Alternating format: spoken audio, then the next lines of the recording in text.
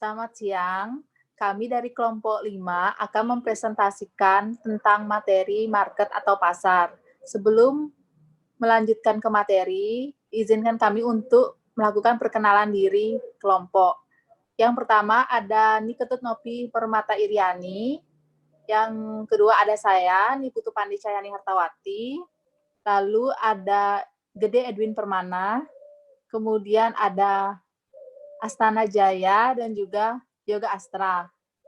Baik, sekarang untuk mempersingkat waktu, kita langsung lanjut ke materi. Untuk penjelasan yang pertama akan dijelaskan oleh Novi Permata. Waktu dipersilakan. Baiklah, saya akan menjelaskan tentang pengertian pasar.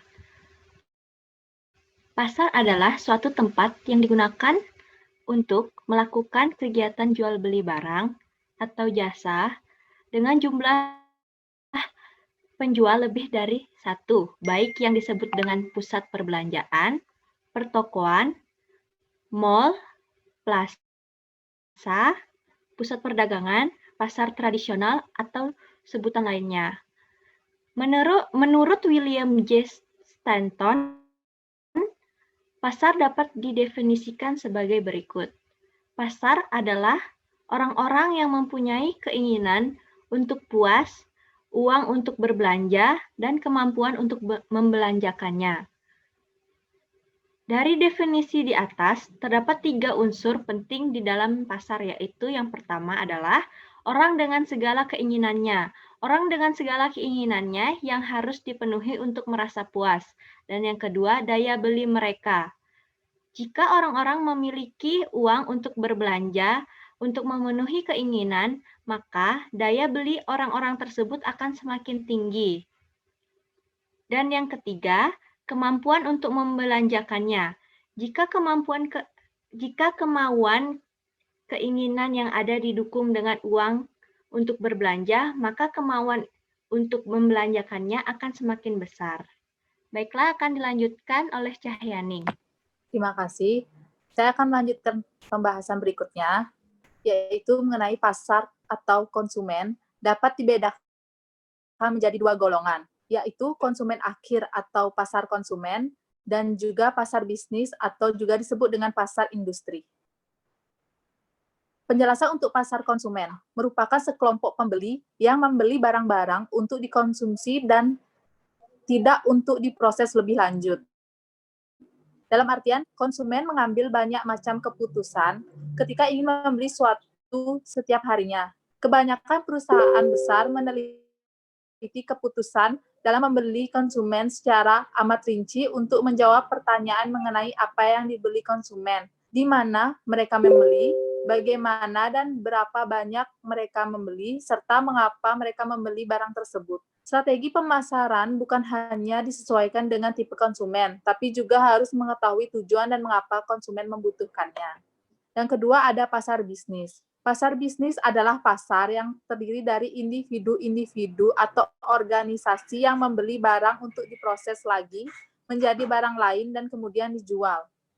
Ini artinya sang pembeli tidak menggunakan langsung barang yang dibelinya, melainkan akan digunakan untuk produksi produk baru yang akan dijual kembali ataupun dipasok kepada pihak lain sehingga mendapatkan keuntungan. Industri utama yang membentuk adanya pasar bisnis itu seperti pertanian, kehutanan, perikanan, pertambangan, konstruksi, transportasi, komunikasi, sarana umum, dan lain sebagainya. Menurut Philip Kotler 1997, mengemukakan beberapa keputusan utama yang terlibat dalam keputusan pembelian dari pasar bisnis. Di antaranya berkenaan dengan menentukan, yang pertama itu spesifikasi produk, yang kedua ada batas harga, persyaratan waktu pengiriman, persyaratan layanan, persyaratan pembayaran, dan jumlah pemesanan. Sekian materi dari saya dan akan dilanjutkan oleh Astana.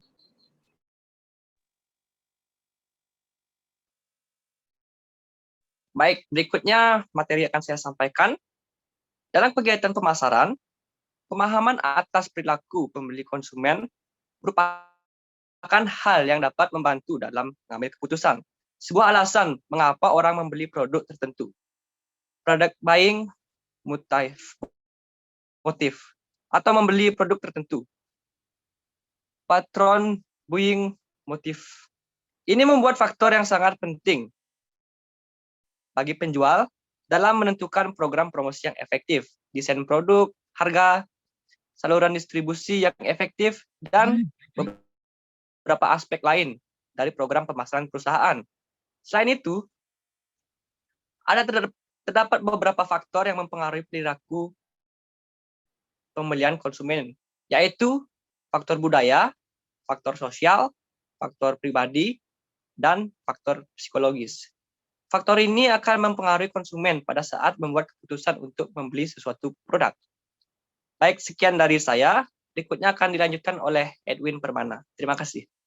Motif yang ada pada seseorang akan mewujudkan tingkah laku yang diarahkan pada tujuan mencapai kepuasan. Menurut Basu Swasta 1984.287, mengemukakan bahwa motivasi adalah suatu dorongan keinginan individu yang dapat diarahkan pada tujuan untuk memperoleh kepuasan. Maka dapat diketahui bahwa keinginan dari seseorang itu pada dasarnya untuk memperoleh sesuatu kepuasan bagi dirinya. Kepuasan pelanggan merupakan faktor yang sangat perlu diperhatikan dalam pemasaran sebab hal tersebut yang menjadi salah satu kunci keberhasilan pemasaran. Selanjutnya akan dilanjutkan oleh Yoga Astra.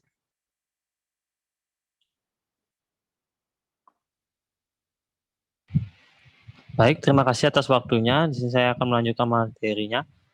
Di sini terdapat Philip Kotler 1997 memberikan definisi kepuasan sebagai berikut, yaitu kepuasan adalah perasaan senang atau kecewa seseorang yang berasal dari perbandingan antara kesannya terhadap kinerja atau hasil suatu produk dan harapannya. Dalam definisi di atas, kepuasan merupakan fungsi dari kesan, kinerja, dan harapan.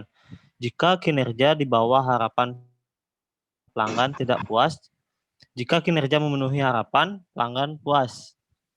Baik, sekian dan terima kasih.